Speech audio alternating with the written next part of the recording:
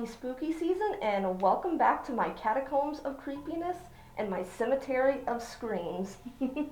For those of you who are new here, allow me to introduce myself.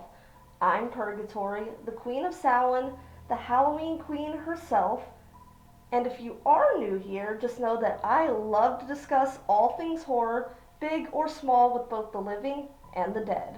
So if that sounds like something that you'd like, then be sure to take a large butcher knife and stab the like button repeatedly and slash the subscribe button's throat. So we're now officially finished with week 5 of our little 61 days of Halloween horror-thon.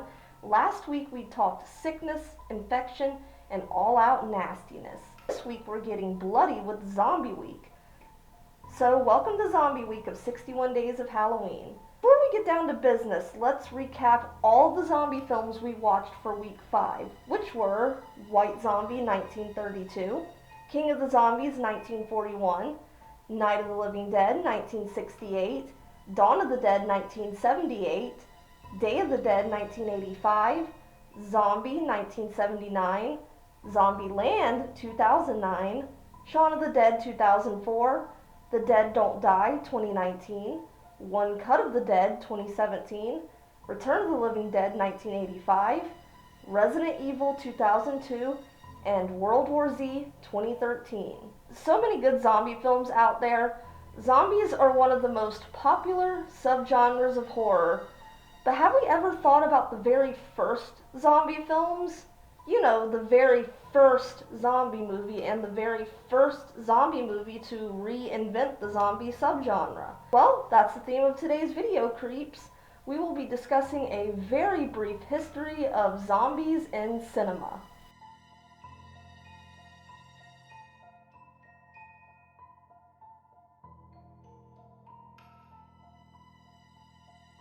Now let's take a bit of a dive into the very first zombies in cinema, which was the film White Zombie from 1932, starring Bela Lugosi. For those of you who already don't know, Voodoo Zombies are the very first type of zombie movies. The difference between these zombies and the zombies we know today are the fact that they are dead people who have been reanimated by magic, or they're people who are zombified by hypnosis, like in King of the Zombies 1941. But the zombies we know today are people who are either A, killed and reanimated by an infection/virus, or B, created by toxins or chemicals. The biggest difference is this: Voodoo zombies do not eat the living like the zombies we know today. Instead, they kill by the command of their voodoo master and follow his or her lead. So, the very first zombie film isn't Night of the Living Dead 1968. It's White Zombie 1932. And White Zombie is based off of a novel called The Magic Island by William Seabrook, about a girl's transformation into a mindless zombie at the hands of an evil voodoo master. Of course, in White Zombie, this evil voodoo master is played by the Scream King himself, Bela Lugosi. After White Zombie, several other horror films about voodoo zombies began coming out of the woodwork. My personal favorite is King of the Zombies 1941 because of the very tongue-in-cheek humor that it has. With that being said about the rise of voodoo zombies in horror, it took one man to change the vision and reinvent the zombie subgenre altogether. And if you know, you know, I am talking about the man, the legend, the king of the zombies himself, George A. Romero. George Romero reinvented the zombie subgenre by inventing the concept of flesh-eating zombies with his film Night of the Living Dead 1968. And if you know me, you know all good and well that Night of the Living Dead is in my top 10 favorite horror movies of all time.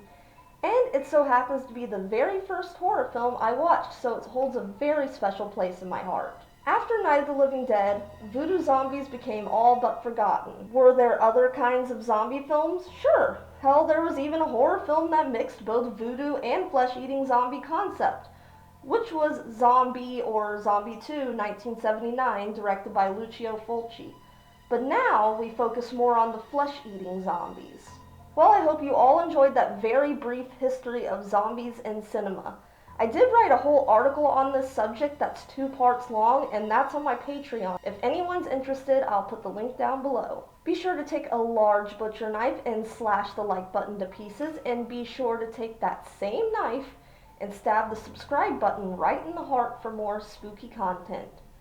Follow me on all my socials at PurgatoriHorror. And also, like I said, if you do want more ways to support the channel, then be sure to join the official Purgatory Horror Patreon.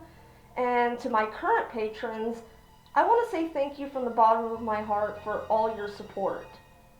Anyways, thank you all. I love you. So long, and pleasant screams.